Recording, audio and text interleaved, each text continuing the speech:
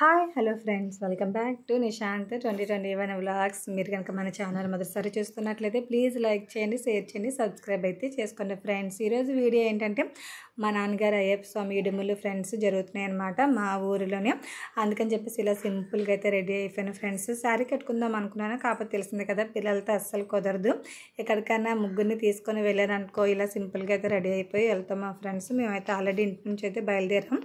ఎక్కడ ఇడుములు జరుగుతున్నాయి అంటే మా ఊరి రామాలయంలో అయితే జరుగుతున్నాయి ఫ్రెండ్స్. ఇప్పటి వరకు పీఠం పెట్టుకొని ఎక్కడైతే పూజ చేస్తారో ఈ 41 రోజులు అక్కడే ఇడుములు అయితే జరుగుతాయి ఫ్రెండ్స్. మా పెద్దోడు ఏంటో తెలియదు, మా నాన్నగారు ఇంటి నుంచి బయలుదేరి 2 hours అయ్యింది అంతే. వెళ్ళిన వెంటనే ఏంటో చాలా బెంగ పెట్టుకున్నట్టు వెళ్ళి ఒళ్ళో కూర్చోపోయాడు అనమాట.